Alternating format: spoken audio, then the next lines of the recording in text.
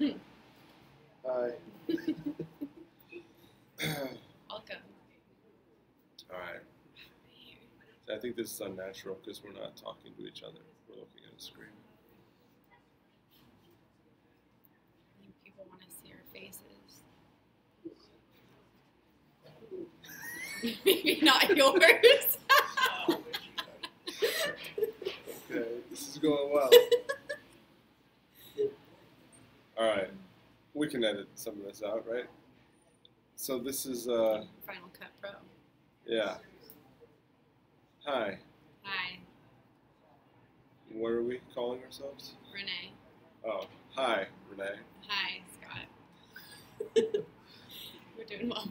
This is a major fuck up. Alright. We don't have a name for it because Why are you so short? Sit up.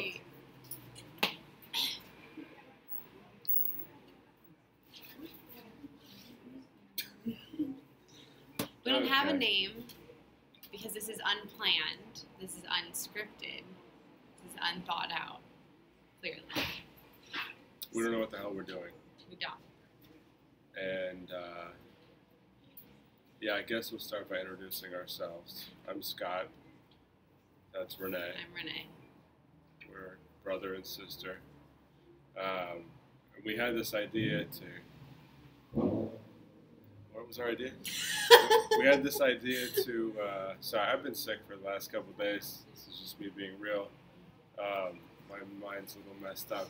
But the idea was there's a lot of content out there that's very positive, very optimistic, very kind of over the top and almost unbelievable. Unrealistic. Yeah, and it gives us a lot of unrealistic expectations, I think, us and anyone else watching it. So we scroll through social media and we look at people's profiles and we see that they all have seemingly their lives figured out and maybe they're more successful than we are or whatever it is like that. And we thought maybe it'd be good to put something out there with no plan, with no success, no measurable success really. We're just two people that are trying to get their shit together, really.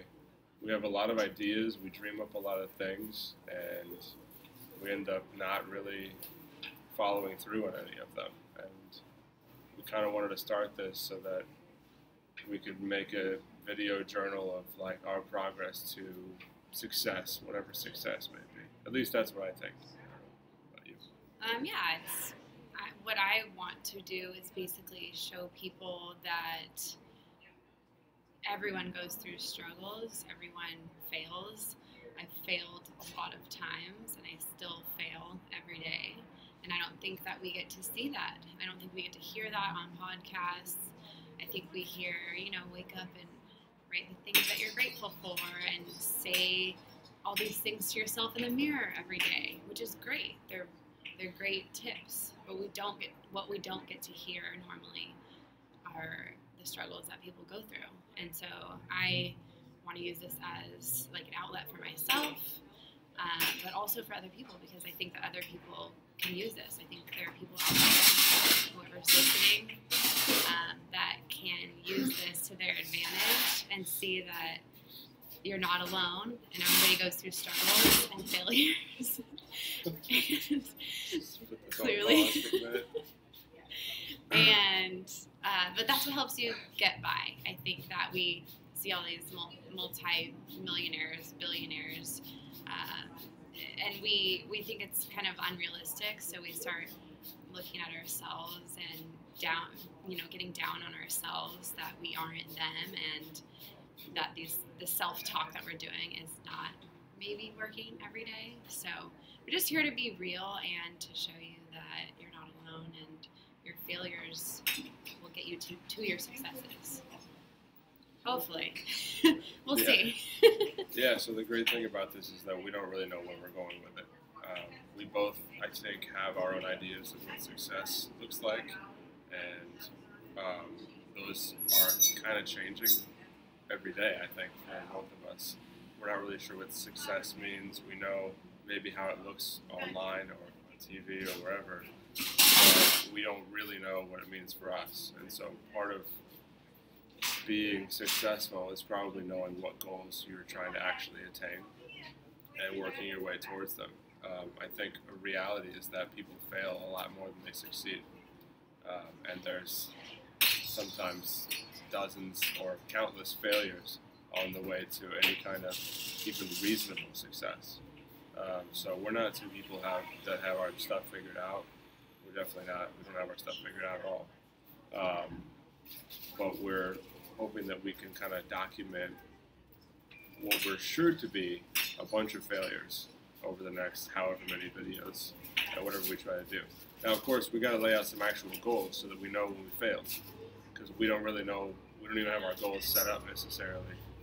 So we're going to share our goals with you. We're going to share our failures and our successes with you, and just be real. And maybe things go well, maybe they don't. But at least you'll get a glimpse into two ordinary people trying to make things work and be successful for themselves. I don't know what I'm talking about. I really don't. No, I think the goal is for us to be more realistic and definitely just more relatable. We want people to be more relatable to us, and then in turn get more motivation, because they see, hopefully you guys will see us, just your average people, not successful yet, or however you define successful, but just, you see two average people just going through life, having struggles, and, meeting goals too. Yeah. So I think we just want to be relatable, so we can hopefully provide some motivation and inspiration to people that's just a little bit more realistic. Yeah, so one thing that kind of prompted this was we both got these journals at the start of this new year. We're in the third week of January now, but start of the year we planned out our goals, and there are these journals that you've probably seen online. I'm not going to name them, but there's journals where you plan out the next 3 months of your life, and then you break it down in 1 week at a time, and you break it down ultimately into like 15-minute chunks or whatever. And of course we had high hopes for how that would turn out. I know I can say for myself that I barely find any time to write in it anymore. But one thing that I learned from it is how I don't accomplish any of the goals I set out for myself. And that's kind of disheartening. And I kind of lashed out on Renee a few days ago about this, and this is why we're recording this now. But I found that like week one I said, I want to dedicate 4 hours to this app that I'm going to try and code, whatever. It's a great app. I think it's going to change the world. And I ended up at the end of that week, out of the 4 hours I was supposed to spend on it, I spent 0. So the next week I set a goal of just doing anything for that app, spending 1 minute of time on that app, whether it's planning it out or coding something or whatever it was. And at the end of that week, out of the 1 minute that I had said I was going to spend on that app, I spent 0. So what started happening was I started looking at myself as having failed. I had set these very attainable, very small goals, and I still hadn't done them. And what I think the cause of that for me personally is that I have a tendency to over-plan and to want the thing that I'm doing to be perfect when it comes out. So if it's an app thing, I write software. If it's an app, then I want it to be perfect on release. I don't want to come out with a first version and add to it and whatever else. For whatever reason, I want the whole plan to be in place before I even start typing anything. And what that ends up doing is I barely even finish making the plan. I just end up being satisfied that I kind of came up with the plan, and then I never start the project. And so part of why this video right now that we're filming is so disorganized and crappy is because the two of us know that we suffer from that problem of never starting. We suffer from coming up with some great idea and then not doing anything on it because we want it to be perfect. And she's got a story about her own business too that she runs. Yeah. If you want to share that? Yeah, for me, I don't think I overthink the plan. I think I just don't do it. I don't even make a plan. So similar to this video, I started my own business. It's an Italian ice shop in Pacific Beach, and I did not create one business plan for this company. And we've been running for almost 3 years now. So, not to say that that was the smartest thing to do, but just to show you that sometimes you don't have to have a plan. Because sometimes you spend all that time planning out the plan. So you're planning the plan, but then you don't actually do the plan. For me, it comes down to things just get a little bit too overwhelming, and I take on too many tasks, so I don't end up making a plan. But yeah, just what was that phrase that you said? What was the quote that you said? Paralysis. Yeah, paralysis by analysis. They tend to overthink a problem or something and end up not knowing exactly how to start working on it. Yeah. So if the problem is starting a business or starting a video vlog or whatever this thing is called, if we overthought it and we thought out like, oh, the first 12 episodes, here's what we're going to do every one, we would never start it. Right? Just knowing the both of us, we would never start it. Right. So instead, we just had to agree to meet today and shoot video. Yeah. No idea who's going to watch this. We have no idea where we're going with this. And that's the only way we can get this started. If we sit here, we're not even going to edit this. We're just gonna put it up, and we're gonna hopefully keep doing that. Because I know that if we go, oh yeah, well, next time let's do something with better lighting, and maybe we'll edit a couple cameras together, whatever it is. We'll never do it. It'll become a thing that we look at as some sort of task or chore or whatever else, and we won't do it. So I think, I don't know, I've heard the term that the journey of 1,000 miles starts with a single step. It's a very cliched thing. That first step for me is usually the impossible part. I can't take that first step. There's some form of paralysis. I won't do that thing. And so I'm hoping to break out of that mold. I'm hoping that you guys can see over the next however many videos, both of us break out of that like mental block thing and actually do something, anything. Even if it's just this, even if the only thing we do is just record these videos and have some online therapy session where we just dump our crap to our 5 viewers, then that's what we're going to do. Mom, yeah, Dad. exactly. Our family. Those are our viewers. So, hi Mom. Hi Dad. So you're doing this more for you. I'm doing it more for me. It's like a form of therapy that's free. And I don't know, I'd like to use this to look back too. I'd like to be able to have this video a year from now, so I can look back, just like I have my journal, and I look back and I go, wow, I didn't accomplish anything. I can look back at this video and be like, hopefully, oh, wow, that was a long time ago, and since then, I don't know, we did something better. I've grown as a person. I've gotten to whatever goals I set forward. Probably not setting forward those goals in this video. That'll have to be in the next one, but it's kind of like accountability. Yeah, so for me, it's a personal thing. It's kind of a selfish thing, I guess, in that way. I hope that we help other people. Yeah. But I know I just want to set my expectations kind of low as well and see if I can just help myself.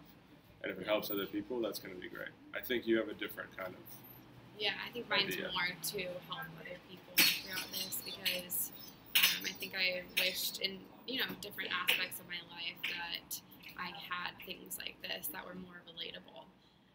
Instead of, just the videos and podcasts and books that are already written by millionaires and stuff like that. So I wish I had more stuff. Like self-help books and stuff like that. Self-help books, yeah, that really are helpful, but sometimes it's not realistic. Like for me, it doesn't come naturally to wake up every morning and write what I'm grateful for, or to walk through a doorway and say some motivating phrase. I heard that the other day that you should do that.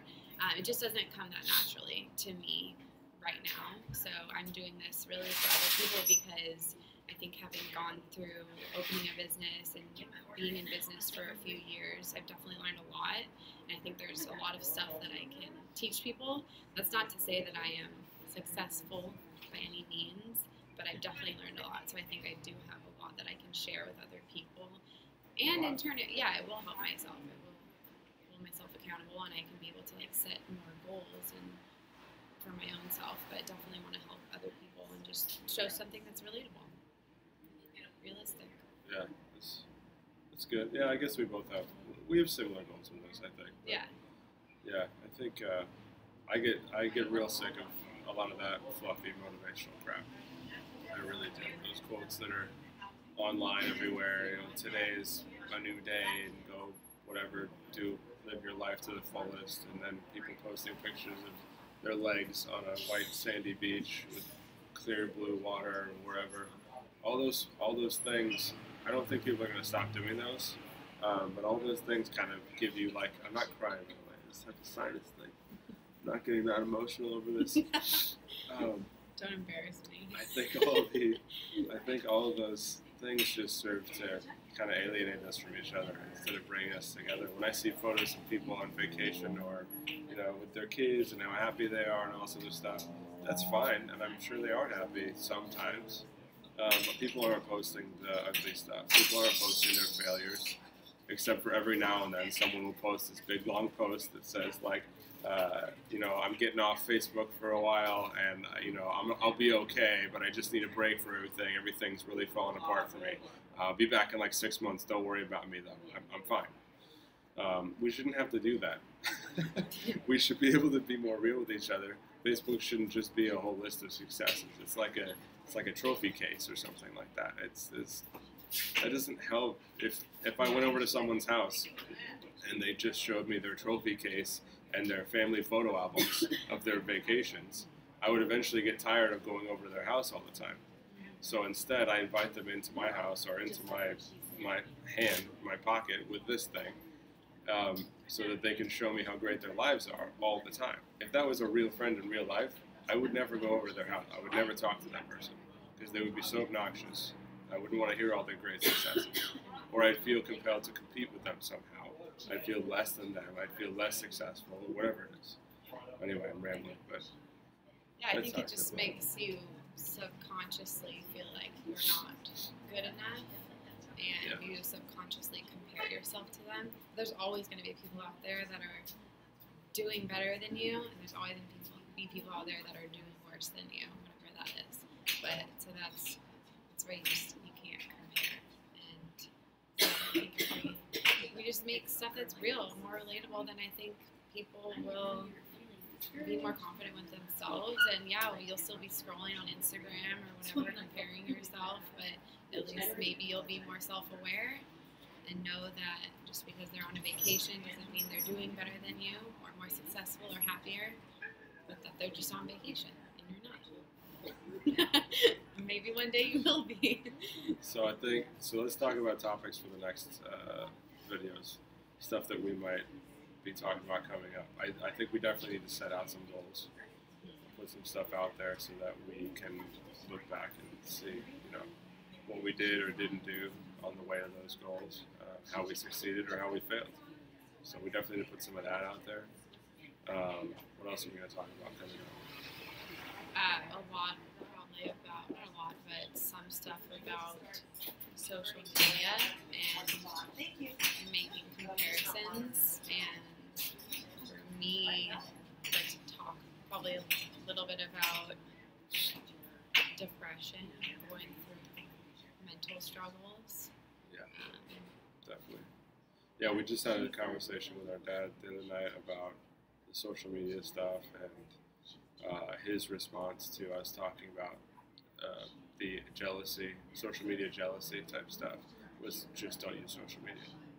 And we're coming to you as millennials saying we understand you're not just going to stop using social media. So nothing in these videos is going to encourage you to stop using it. If you stop using it, that's great, and more power to you. Neither of us has been able to stop using it for more than, a few minutes. So we're not going to encourage you to do that. But we are going to definitely talk more about social media, what we think are the negative effects, which are all pretty obvious, but also how we can kind of balance those out, I think. And we've also talked about wanting to interview some people. So we'd like to do some interviews coming up as well with people that are successful or whatever, but talk about their failures. Talk about the things that went wrong on the way to success, or talk to people who are still not, in their minds, successful. people that are still on their journey. So, because I think that's most people. I don't think that most people have everything figured out. I think that's a facade, a persona that they have online. So we do want to do some interviews with people of at all levels of success and failure and all that, and just encourage them to be real and tell the part of their story that they usually skip over. If they're a successful person, tell the part that maybe no one has heard before. Not just the I had a terrible upbringing and I had nothing working in my favor and now I'm a multimillionaire. There's that whole piece in the middle that we want to talk about. We want to get into those details. So we're going to hopefully be interviewing some people on that too. Probably people you never heard of. Just, you know, some random people for the time being. Yeah, exactly. We don't know that just many millionaires. Average people like us. Yeah, exactly. But everyone has their stories of failure, and for a lot of people that are successful, it's those failures that they recognize and that made them who they are. People don't just trip and fall and land in success. It just doesn't happen. It's incredibly rare. And I think we're led to believe more so that it's not so rare, and that's just completely false. So we're going to be, I think that's a good starting point, right? Just focusing on everyone's failures. Yeah, That's exactly. how I've gotten this far in my business. I've made a plan for nothing. I've failed multiple times, but that's the only way that I've learned. You know, I forget to pay a bill, and then there's a late fee or something, or I leave the freezer door open and lose all of my ice cream cakes. Did that happen? Yeah, it did. I didn't hear about that. $200 or $300 worth of ice cream cakes. So, but I learned from it, and I didn't just quit right then and there. But you learn. And I literally everything I've done, I've failed at, and now I know how to do it better. And I'll keep failing, but that's how I'll keep learning and doing it better. Failing to succeed. Yeah, I think that's what we want to about. Failing to succeed. It's good. It's a good little double meaning thing there. So depending on how you look at that, yeah, you're either failing on the way to succeed or you're failing at succeeding. And I think that says a lot about your mindset. So failing to succeed. I guess we have the name of our channel now. So anyways, let's end this before we bore ourselves to death. But thanks for watching, and we'll see you next time.